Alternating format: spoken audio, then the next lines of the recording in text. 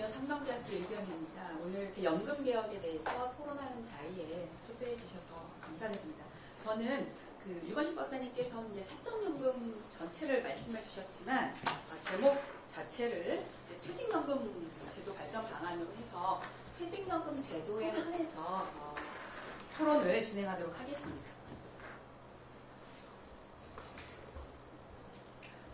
말씀드릴 순서는 이제 우리나라의 퇴직연금 제도가 왜 우리가 기대하는 것만큼 연금 제도로서 노후소득 기능을 제대로 하지 못하고 있는 걸까라는 내용을 좀 짚고 넘어가야 될 것 같아서 우리나라 퇴직연금 제도의 특수성에 대해서 먼저 좀 말씀을 드리려고 하고요.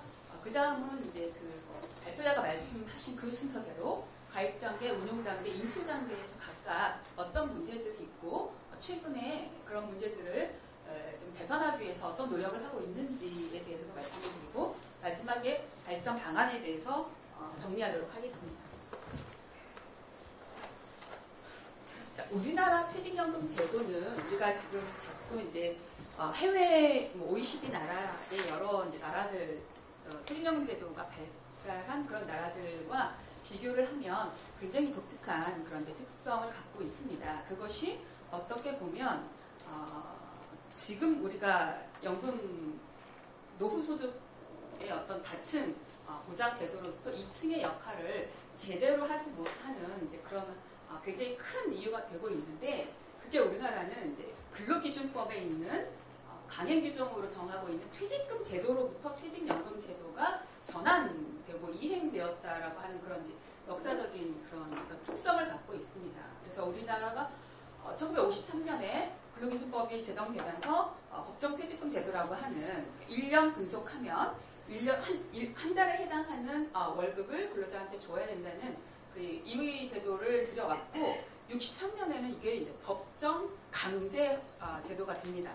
처음에 이 제도가 강제가 됐을 때는 30인 이상 사업장부터 시작을 했는데 그 규모가 16인, 10인, 5인, 그다음 1인 이상 모든 사업장으로 다 의무화가 된 거예요. 근데 이 퇴직금 제도의 문제는 수도권 불황이었습니다. 특히 이제 우리가 IMF를 겪으면서 기업이 부실화되니까 원래는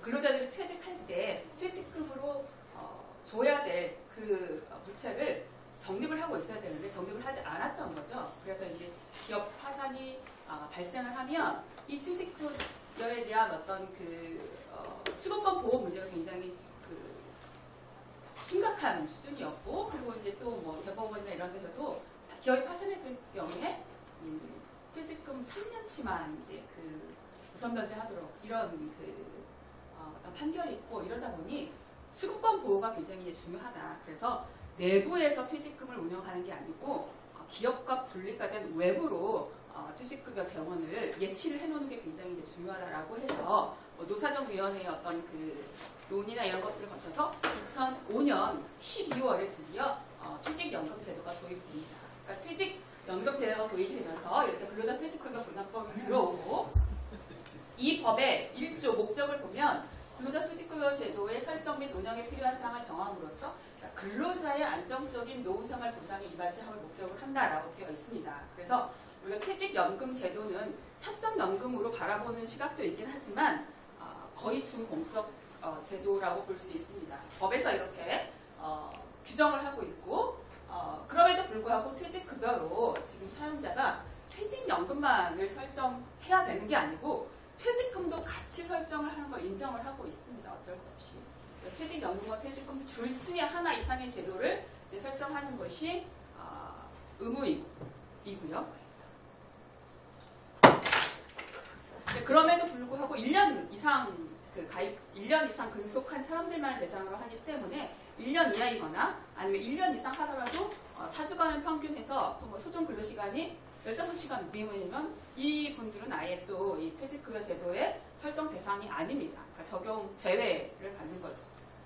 그래서 이 강행 규정으로 강행 규정인 퇴직금 제도에서 퇴직연금 제도가 생겨난 거기 때문에 여전히 어떤 대법원의 판례나 이런 데는 이 퇴직급여에 대해서 해석을 후불임금적인 그런 성격을 이제 보고 있습니다. 그래서 본질적으로 어떤 후불 임금적 성격을 갖고 있다. 즉 근로자의 그 재산이라는 거죠. 그럼에도 불구하고 이 후불 임금적 성격을 갖고 있기는 하지만 노후소득 보장에 어떤 기능도 있다라는 이제 그런 판례도 나와서 우리나라의 퇴직연금 제도는 이렇게 복합적인 후불 임금이라는 성격도 있고 노후소득의 어떤 사회보장의 그 기능도 있다라는 거를 좀 우리가 이해를 할 필요가 있고요. 그래서 이제 그 가입 단계부터 그러면 어떤 그 문제가 있고 이런 것들을 좀 해결하기 위해서 우리가 어떤 노력을 해야 되는지에 대해서 말씀을 드리도록 하겠습니다. 준공적연금 제도이다. 법에 의해서 근로자 퇴직급여 보장법이라고 하는 법에 의해서 이 제도가 설정이 되는 준공적 제도이다. 그럼에도 불구하고 가입률은 높지 못하다.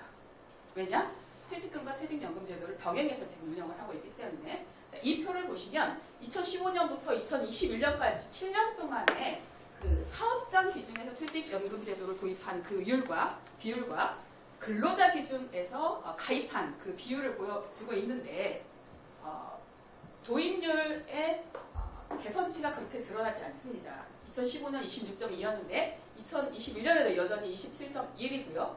가입률, 근로자 입장에서의 가입률을 보면 48.2에서 53.3%로 가입률은 좀 높아졌지만 도입률은 여전히 좀 미진한데 그 이유가 뭐냐?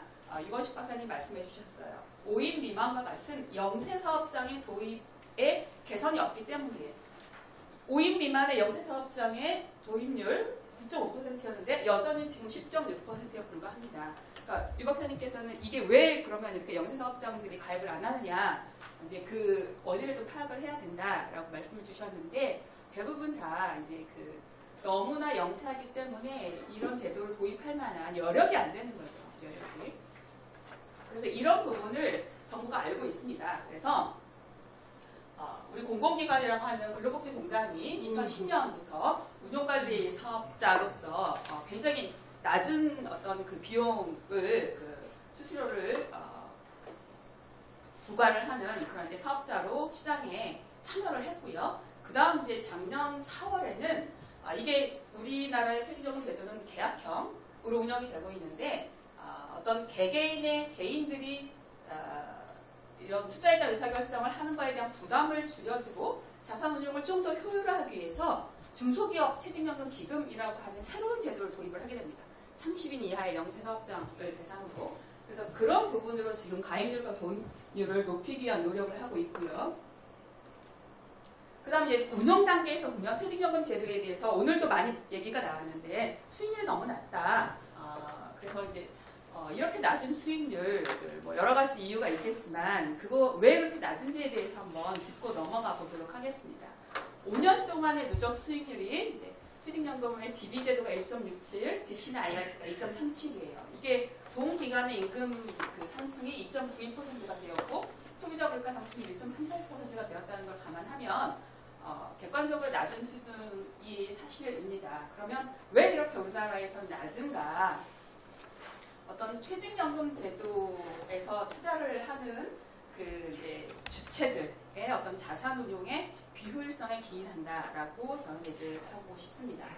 왜냐하면 어떤 그 상품을 선택하는지를 보면 대부분이 원리금 보장형, 그것도 1년 만기 예금 중심으로 투자를 하고 있기 때문에 지금은 뭐 인플레이션이어서 금리가 올라서 원리금 보장형의 예금도 금리가 조금 높아졌지만 이전까지만 해도 거의 그 1%대의 금리였기 때문에 원리금 보장형 1년 만기 예금 상품을 선택하는 한은 이 낮아진 수익률을 어떻게 높이기는 쉽지 않습니다. 그리고 이게 지금 우리한테 보여지는 이 수익률은 전체 적립금을 다 포괄해서 하나의 숫자를 나타내주는 거기 때문에 이거를 좀 이렇게 나누어 보면 왜 이렇게 수익률이 낮은지를 보면 전체 적립금 중에 DB형이 한 58%를 차지하고 있고 DC가 24.6%이고 개인형 IRP가 17.4%예요. 근데 원리금 보장 상품을 집중적으로 선택을 하는 게 바로 DB입니다. DB 같은 경우는 사용자, 기업이 운용을 함에도 불구하고 95.2%가 원리금 보장형만 선택을 하고 있어요. 다행히 2020년 말에는 이 비중이 조금 이제 줄어들었는데 그 이유가 무엇인지는 이제 이제 우리가 좀 찾아봐야겠지만, 혹시라도 그 2022년에 이제 정부에서 300인 이상 사업장을 중심으로 자산 운용을 효율화하기 위해서 적립금 운용위원회라고 하는 거를 의무화하고 IPS라고 하는 그런 이제 그 운영 계획서라든지 뭐 이런 것들을 의무적으로 이제 도입하도록 그런 그 정책을 단행을 했습니다. 그래서 기존의 적립금, 그 DB의 적립금은 어떻게 운영이 됐냐면, 제가 어떤 굉장히 큰 사업장인데, 큰 사업장이고, 거기 이제 CFO가 거긴 그 회계사이고, 그런 굉장히 큰 대형 사업장을 이제 방문을 했습니다. 왜 이렇게 DB의 사업 수익률이 낮은지에 대해서 한번 인터뷰를 하려고. 근데 거기에 계시는 그 CFO께서 하시는 말씀이, 퇴직연금 사업자를 13개를 계약을 맺는데요. 그러고 나서 가장 금리가 높은, 원리금 보장형으로 가장 금리가 높은 상품 1년짜리를 매년 갱신하면서 운영을 하고 있다라고 말씀을 하시더라고요. 근데 우리 퇴직연금 제도라고 하면, 그리고 기업은 이제 장기적으로 영속하는 존재이기 때문에 이 자산 운용을 굉장히 어떤 그 장기 그 기간에 맞게 효율적으로 할 수 있음에도 불구하고 그렇지 못하다는 거죠. 그 이유는 어디에 있느냐? 기업의 퇴직연금을 담당하시는 그 부서장, 책임자들께서 어떤 그 투자에 대한 의사결정을 할 수 있는 그런 이제 합리적인 그 구조, 지배 구조, 뭐 거버넌스 이런 것들이 갖춰져 있지 않기 때문에 손실 회피에 대한 그런 그 욕구가 강한 거예요. 손실이 났을 때 그 책임을 이제 본인들이 부담을 해야 되기 때문에 그런 어떤 위험 자산을 선택하는 거를 아예 처음부터 원천적으로 기피를 하고 차단을 해버린다는 거죠. 그래서 이제 그 적립금 운영위원회나 이런 것들을 구성해서 IPS를 작성을 하고 그거에 따라서 자산 운용을 한다라고 하면 지금보다는 훨씬 더 어떤 퇴직연금 제도의 특징에 맞는 그런 효율적인 자산 운용을 할 수 있을 것이다라고 기대를 해보고요.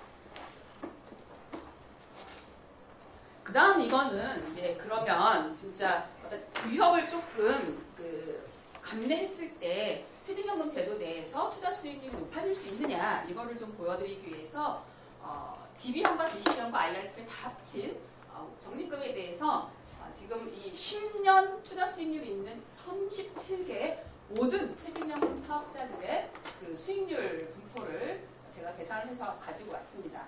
이게 1번부터 가장 낮은 수익률을 기록한 회사는 3.0%이고요. 37번째 가장 높은 수익률을 기록한 회사는 4.6%입니다. 그리고 중위값을 보면 18번째 회사는 3.7% 정도를 기록하고 있습니다. 물론 뭐 국민연금 기금이나 이런 데랑 비교를 하면 그렇게 높지는 않지만 그래도 이게 이제 그 계약형이고 개개의 그 어떤 그 주체들이 자산운용에 대한 의사결정을 해서 운영을 한다라고 하는 어떤 그 지배구조의 측면에서 본다라고 하면 이게 과연 그렇게 나쁜 성과인가? 미국의 DC도 한 4%에서 5% 정도이기 때문에 이 어떤 우리가 왜 자산운용 수익률이 낮은가에 대한 그 이유를 좀 더 파악을 해서 그 이유를 교정하는데 노력을 좀 더 기울여야 되는 게 아닌가라는 생각을 해보고 이런 측면에서 이제 2022년에 DC나 IRP 제도에 대해서는 사전 지정 운영 제도라는 걸 도입을 해서 어떤 가입자들이 그러니까 자기의 어떤 그 적극적으로 투자 상품을 선택하지 않으면 고용노동부로부터 승인을 받은 그 사전 지정 운용 상품을 미리 지정을 해놓고 그걸로 운용을 하도록 하는 이제 제도를 도입을 하였기 때문에 이 부분에 대해서도 어떤 수익률 제고를 좀 기대를 할 수 있겠습니다. 다음은 이제 수익률이 낮은 이유로서 수수료가 너무 과도하기 때문이다라고 이제 그런 의견을 갖고 계신 분들도 있는데 이게 퇴직연금 사업자는 이 자산 운영에 대해서 그러니까 자산 관리에 대해서 그러니까 운용 관리에 대해서 수수료를 부과를 하고 그다음 그 가입자가 실적 배당형인 펀드나 이런 것들도 그 선택을 하면 펀드 운영에 대한 그 총 비용도 부과를 하게 됩니다. 그래서 제도 유형별로 보면 이렇게 DB, DC, IRP가 약간 다르고 DC나 IRP가 이렇게 높게 나타나는 것은 여기서 더 펀드 투자를 더 많이 하기 때문이죠. 그래서 전체적으로 한 4.1 9% 정도이고 또 사업자 업권별로도 저렇게 다릅니다. 아까 이제 근로복지공단에 자산운용 그 어떤 사업자로서의 지위를 부여했다라고 말씀드렸는데 저기는 이제 운용관리만 하기 때문에 0.08이죠. 그리고 은행 같은 경우는 높고 증권이나 생명보험이나 이런 부분이 좀 더 낮습니다. 그래서 이 수수료 부담과 관련해서는 어떤 가입자 입장에서 봤을 때 이게 이제 그 민간 사업자들이다 보니 대면이냐 비대면이냐 뭐 가입 기간이 얼마냐 적립금의 규모가 얼마냐 뭐 이런 걸로 해서 수수료를 차등하고 있어요. 그래서 굉장히 수수료 부과 방식이 이제 복잡하고 어떤 정보의 비대칭성에 가입자가 놓여 있게 되면 더 많은 수수료를 부담할 수도 있고 이런 문제는 분명히 있습니다. 하지만 우리가 수수료의 기준에 대해서 얘기를 할 때는 적립금 전체 기준이 아니고 이게 이제 서비스를 가입자들이 받는 거에 대한 대가로 그 서비스 향유에 대한 대가로 지불하는 이 수수료 수준이 적정한가 이런 것들을 좀 판단해 볼 필요가 있는데 이런 부분에 대한 어떤 스터디나 연구는 지금 거의 되어 있지 않습니다. 그래서 우리가 흔히 이런 부분 이제 많이 얘기하는 게 머니 포 밸류예요. 내가 지불하는 거에 합당한 그런 어떤 서비스를 수령하고 있는지 이런 부분을 이제 평가를 하고 뭐 공시를 하고 이럼으로써 시장 기율을 촉진시키는 이런 그 정책이 필요하다라고 생각을 하고 있고요. 그 다음 인출 단계입니다. 인출 단계는 이제 우리 다 알다시피 대부분 다 일시금으로 받습니다. 일시금으로 대부분 한 95% 정도가 일시금으로 받고 연금으로 받는 사람들은 평균적으로 적립금 규모가 2억 정도가 되면 연금으로 받습니다. 그런데 그럼 왜 이렇게 그 연금으로 안 받고 다 일시금을 받느냐? 그거는 적립금이 소액이기 때문이에요.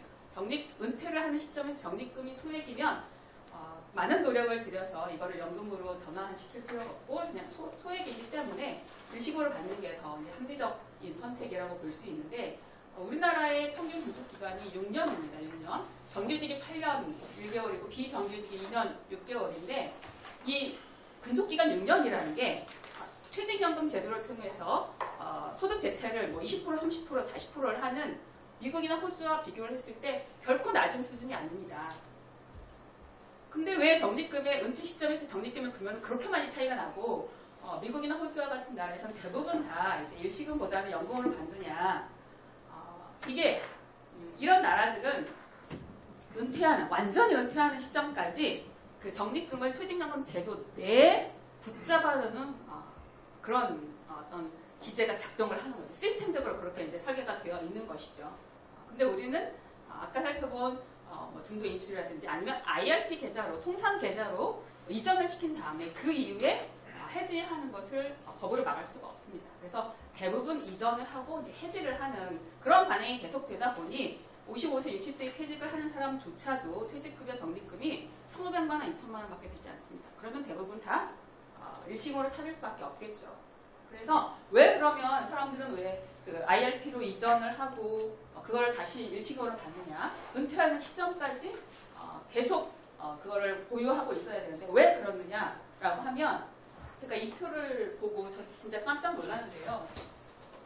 이게 통계청에서 경년으로 이제 그 노후 대비 방법에 대한 조사를 2013년부터 21년까지 했는데 막대기 제일 높은 게 국민연금입니다. 국민연금은 52.5%에서부터 시작해서 60.9%까지 내가 국민연금을 제대로 활용해가지고 노후 소득을 마련하겠다라고 하는 게 개선되고 있어요. 지금 많은 뭐 불신이나 이런 것들이 있음에도 불구하고. 근데 놀라운 거는 퇴직연금은 처음 조사한 2013년에 4.6%였어요. 그런데 거의 변화가 없습니다. 약간 더 낮아졌다고 해야 될까요? 이게 거의 지금 5%를 넘지 못하고 있는 상황입니다. 퇴직연금이 적립금은 300조가 넘고 지금 한 17년 정도가 되었음에도 불구하고 여전히 우리 사회에서 퇴직연금을 바라보는 그 시각은 일시금으로 찾아쓸 수 있고 이직을 하면 내가 이거를 찾아서 뭐 생활작업으로 쓰거나 뭐 집사람한테 보태거나 이런 걸로 바라본다는 거예요. 이런 제도를 바라보기 때문에 퇴직연금 제도의 어떤 그 적립금 제도를 활용해서 실질적으로 노후 대비를 하지 못하고 있는 이제 그런 주 이유라고 저는 생각을 하고 있고요.